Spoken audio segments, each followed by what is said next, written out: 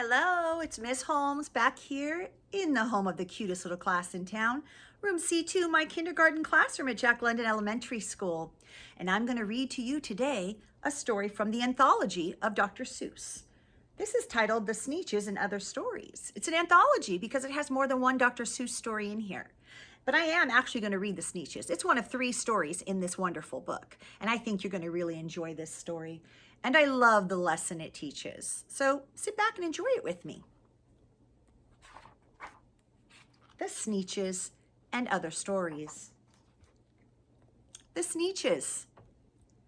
Now the star-belly Sneetches had bellies with stars. The plain-belly Sneetches had none upon theirs. Those stars weren't so big, they were really so small. You might think a thing like that wouldn't matter at all. But because they had stars, all the star-belly Sneetches would brag, "We're the best kind of Sneetch on the beaches." With their snoots in the air, they would sniff and they'd snort. "We'll have nothing to do with the plain-bellied sort." And whenever they met some, well, while they were out walking, they'd hike right on past them without even talking. When the star-bellied children went out to play ball, could the plain bellies get in the game? Not at all. You only could play if your bellies had stars. And the plain-bellied children had none upon theirs. Well, that isn't fair. And when the star-belly Sneetches had Frankfurter roasts, or picnics or parties or marshmallow toasts, they never invited the plain-belly Sneetches. They left them out cold in the dark of the beaches. They kept them away. They never let them come near. And that's how they treated them, year after year. Then one day, it seems, while the plain-belly Sneetches were moping and doping alone on the beaches, just sitting there wishing their bellies had stars, the stranger zipped up in the strangest of cars.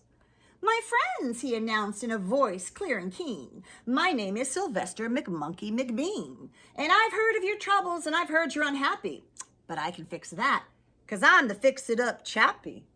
I've come here to help you. I have what you need, and my prices are low, and I work at great speed, and my work is 100% guaranteed."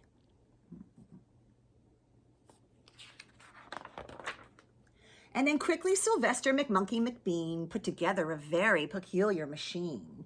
And he said, "You want stars like the star-belly Sneetch, my friends? You can have them for $3 each. Just pay me your money and hop right on board." So they clambered inside, and then the big machine roared. It clonked and it bonked and it jerked and it burked and it bopped them about, but the thing really worked. When the plain-belly Sneetches popped out, they had stars. They actually did. They had stars upon theirs.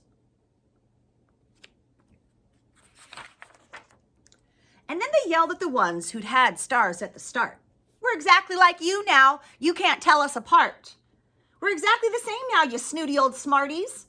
And now we can all go to your Frankfurter parties." "Good grief," groaned the ones who had stars at the first. "We're still the best Sneetches, and they're still the worst. But now how in the world will we know," they all frowned, "if which kind is what, or the other way around?"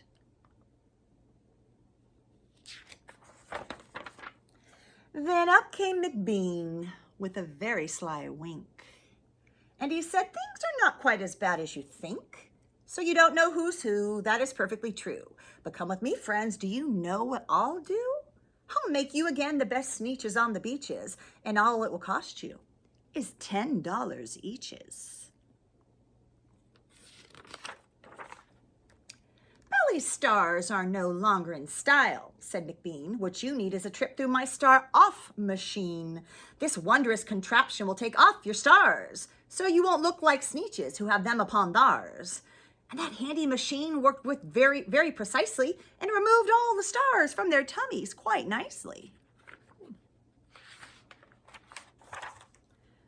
And then with snoots in the air, they paraded about and they opened their beaks and they let out a shout.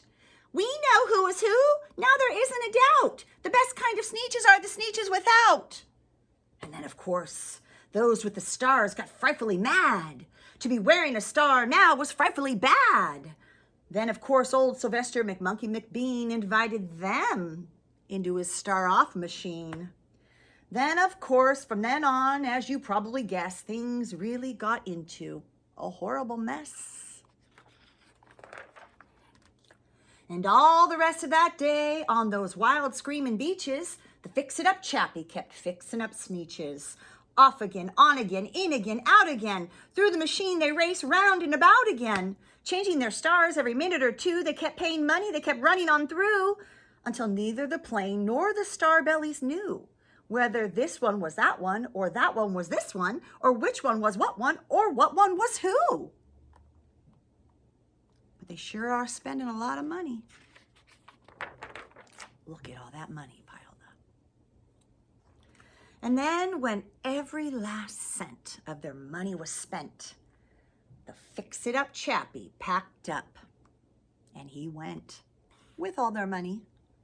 And he laughed as he drove in his car up the beach. Huh, they never will learn. No, you can't teach a Sneetch.